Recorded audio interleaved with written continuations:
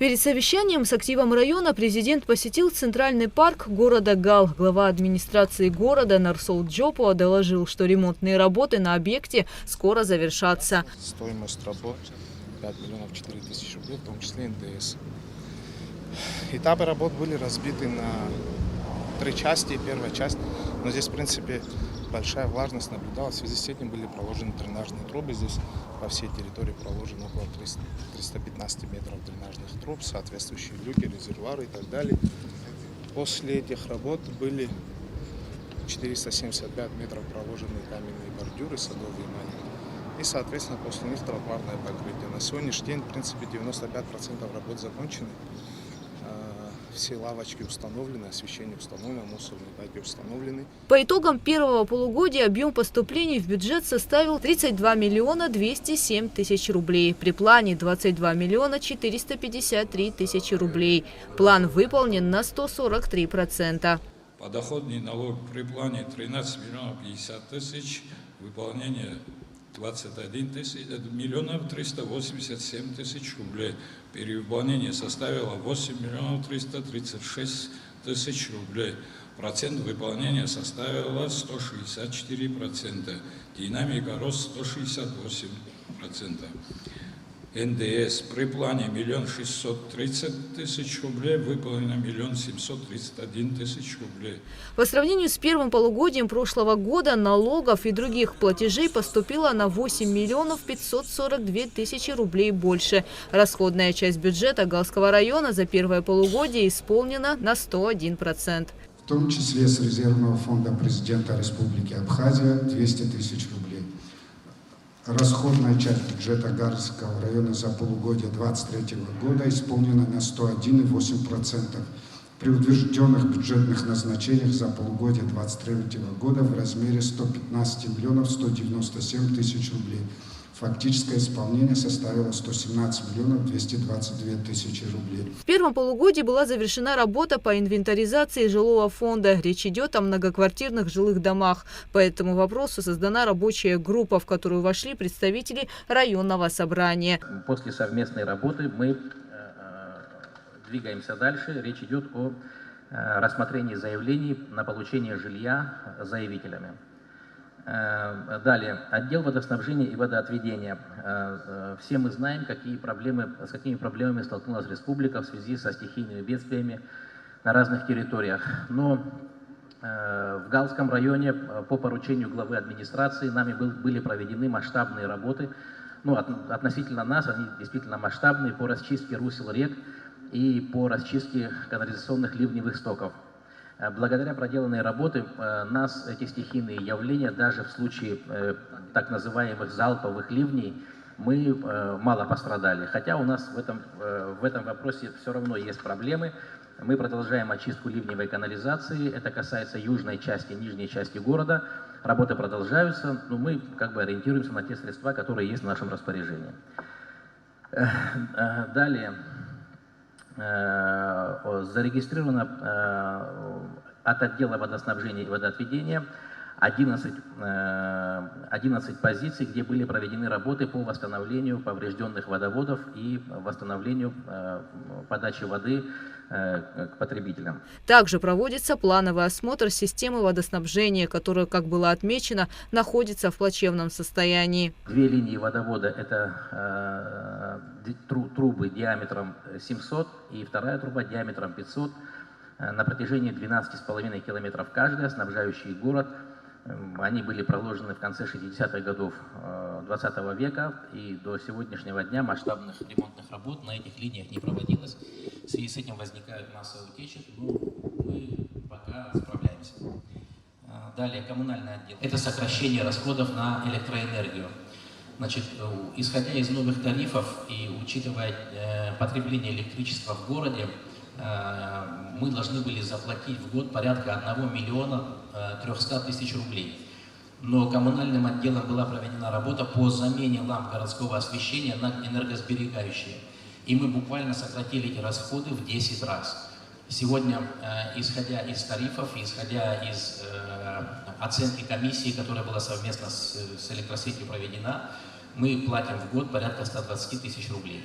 За отчетный период в Галском районе зарегистрировано 25 преступлений, из которых 20 раскрыто, что составляет 80% раскрываемости. В настоящее время в производстве отдела угрозыска Галского РОВД находится 98 дел, а в производстве следственной группы ОВД 18 уголовных дел. За отчетный период 2023 года были совершены следующие преступления. 4 кражи, убийство с покушениями 2, незаконный оборот оружия 1 и прочие преступления 18. Несмотря на ряд серьезных финансовых и технических трудностей, как отметил руководитель Галского филиала Черноморэнерго Нияз Джгериная, первое полугодие завершено с неплохими результатами. Это стало возможным благодаря своевременным профилактическим мероприятиям, техобслуживанию и ремонту оборудования, а также неотложному восстановлению электрохозяйства в аварийных случаях.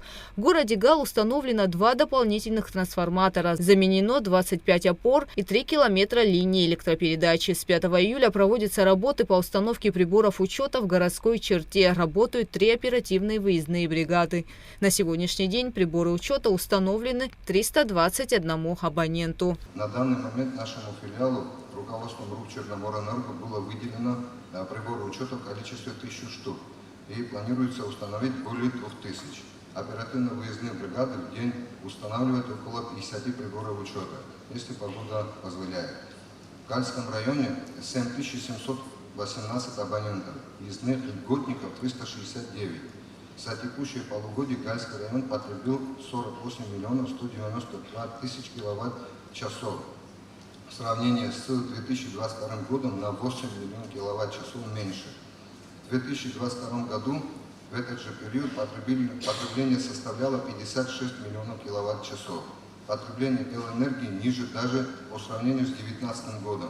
В 2019 потребление составляло 53 миллиона, что говорит о снижении потребления электроэнергии населения, что связано с увеличением тарифа и установкой приборов учета. Что касается сбора оплаты за электроэнергию, январь по июнь 2023 года Гальский район потребил электроэнергию на сумму 57 миллионов 900 тысяч. Оплачено 13 миллионов 800 тысяч, что составляет 23,8%.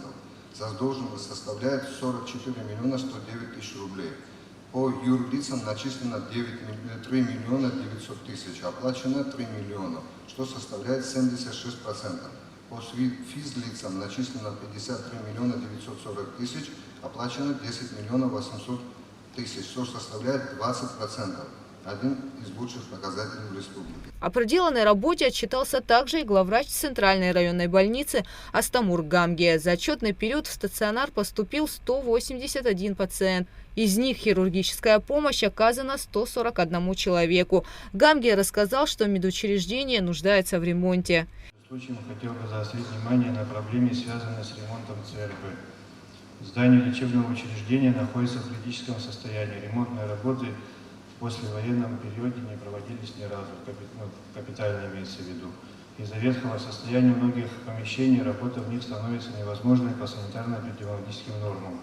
Исходя из вышеизложенного, прошу вас рассмотреть вопрос о включении ЦРБ города Гал в инвестпрограмму по капитальному ремонту. На совещании рассказали о совместной работе городского собрания и местной администрации. Понемногу проводятся работы по благоустройству Гала. Однако было отмечено, что на развитие района нужны большие вложения, которых пока что не хватает. В районе, к сожалению, проблем, как говорится, непочатый край. И эти проблемы решить не представляется возможным без вашего участия.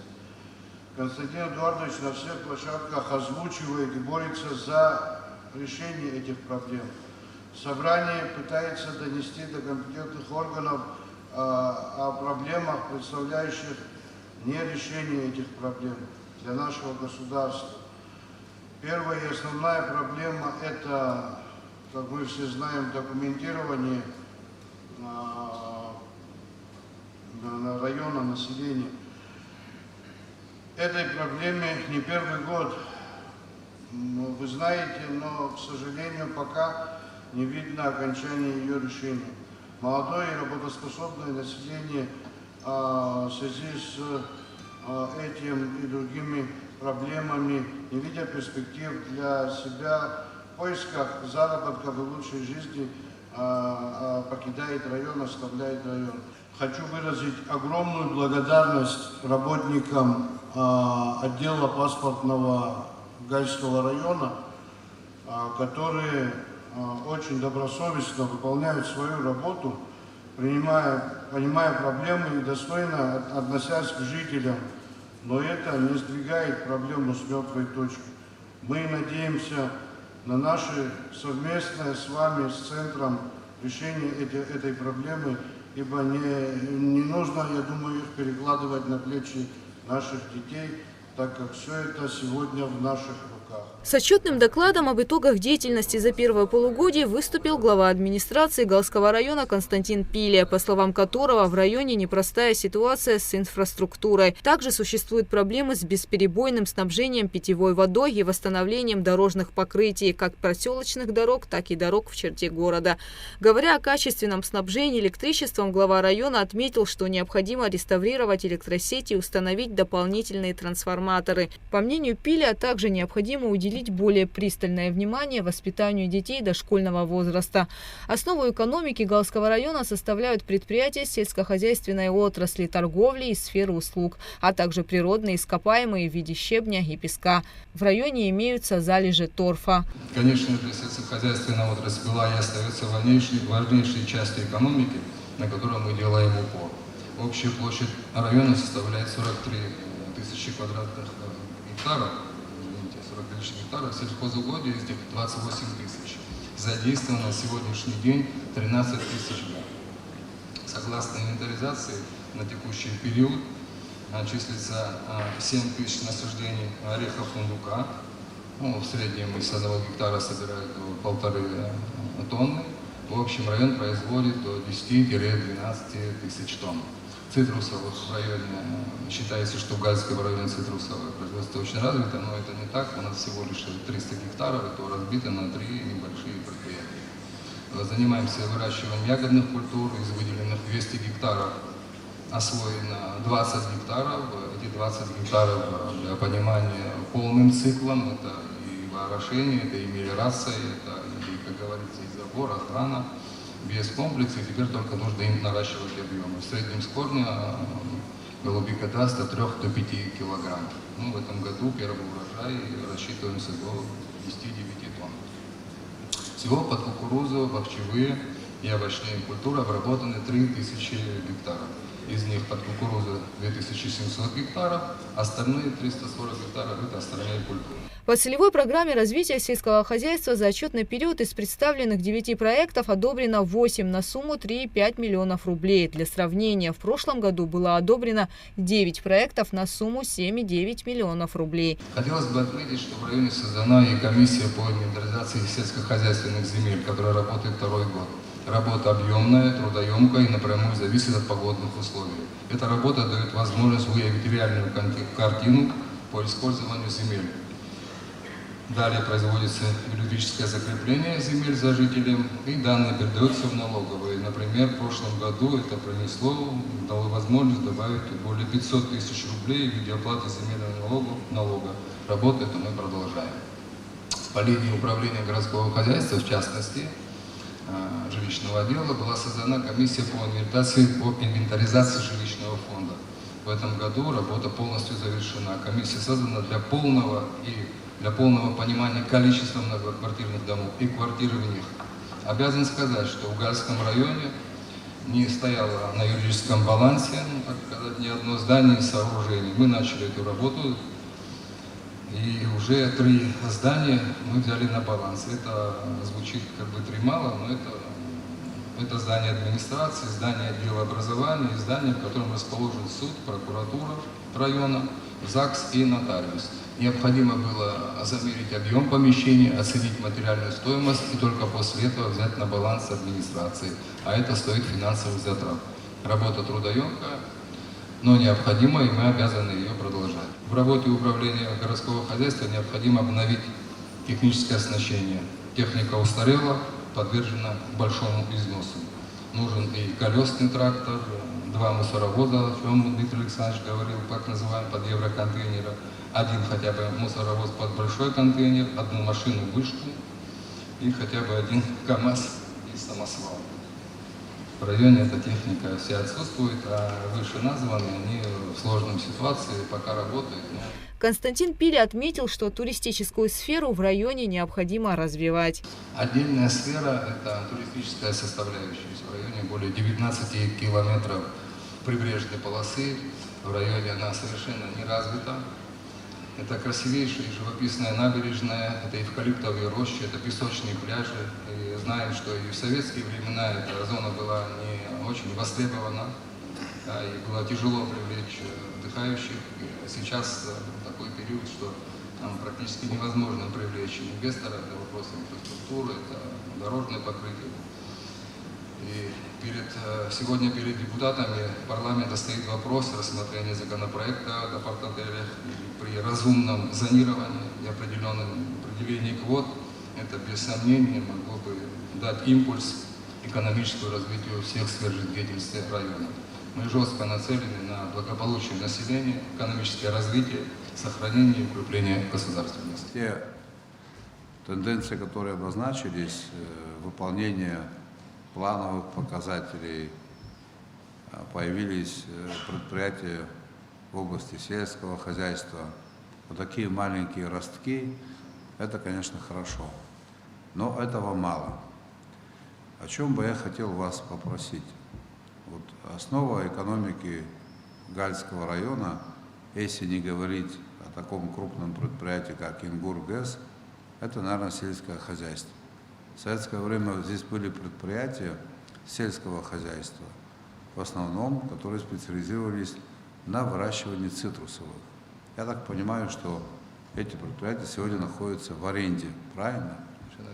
И, наверное, это нормальная практика, когда предприятие находится в аренде. Вы там проанализируете, насколько все это работает эффективно. Сколько корней было в советское время, какая была урожайность, сколько людей на этих предприятиях работало, насколько компании, которые взяли в аренду, этим управляют эффективно. Я соответствующее поручение дам правительству, мы как-то на эту тему говорили, и Министерству экономики, и Министерству сельского хозяйства, вам как главе. Давайте вот эти предприятия, которые в аренде находятся, сделайте так, чтобы они работали эффективно. Но можно же цифры провести, анализ, какое количество земель у них в аренде, какая урожайность, сколько они платят. И если к этому подойти разумно, вы поймете, что эти предприятия должны работать на другом уровне. Тогда в районе будет денег больше, у самих предприятий появятся возможности. Если требования не ужесточать, все останется так, как было, ничего не поменяется. А бывают такие случаи, когда арендаторы неэффективно этим пользуются. В нашей практике это сплошь и рядом. Нам, наверное, нужно будет подумать всем, и в правительстве, и здесь, во всяком случае, тем министерствам, которые за это отвечают, чтобы их стимулировать, рост производства. Какие механизмы? Надо продумать. Константин Эдуардович, когда мы приедем сюда в следующий раз, я бы хотел услышать о том, что в этих предприятиях, которые находятся в аренде, в июле 2023 года было там 10 тысяч или 15 тысяч корней. В июле 2024 года их стало 20 тысяч, что люди начали вкладывать туда деньги и развивать эти предприятия. Никаких проблем. Мы же имеем возможность сравнить, вы же люди образованные, там, посмотрите, как работают на землях в сопредельных территориях. Если земля не будет кормить жителей, то как обеспечить материальное благополучие наших граждан? Руководители выступали, жаловались и говорили справедливые вещи. Нет там техники для коммунального хозяйства. Необходимо отремонтировать отделение в больнице. Необходимо повысить заработную плату многим. С каких источников это взять? В каком месте лежат эти ресурсы? Они лежат в наших землях, которыми мы не научились грамотно пользоваться. У вас проживает 30 тысяч населения, правильно? Трудоспособное наверняка 1015.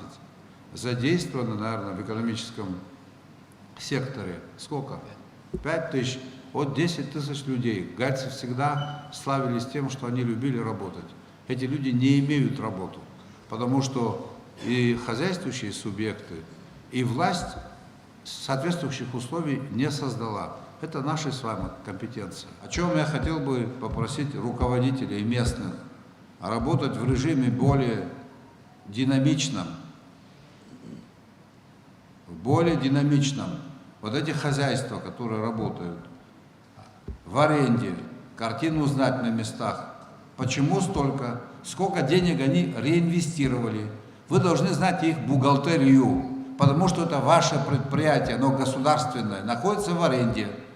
Почему, если можно заработать 5 рублей, он зарабатывает 1 рубль? Кто ему разрешил так пользоваться государственным имуществом? Подводя итоги совещания, президент отметил необходимость создания рабочих мест в республике. Мы пришли для того, чтобы ситуацию поменять к лучшему, обеспечить разными механизмами экономическую свободу и экономическую деятельность нашим гражданам, дать возможность им работать. Потому что человек без работы – это человек, которому сложно создать семью, продержать эту семью. Это имеет непосредственное отношение к демографии. Во всем человек является главным явлением, не говоря о тех искусственных проблемах, которые были привнесены гальцам в 2014 году, и которые до сих пор тяжким бременем лежат на их плечах и в целом на наших, в том числе, плечах тоже. Всю эту ситуацию необходимо исправлять. Изучать, исправлять, шаг за шагом.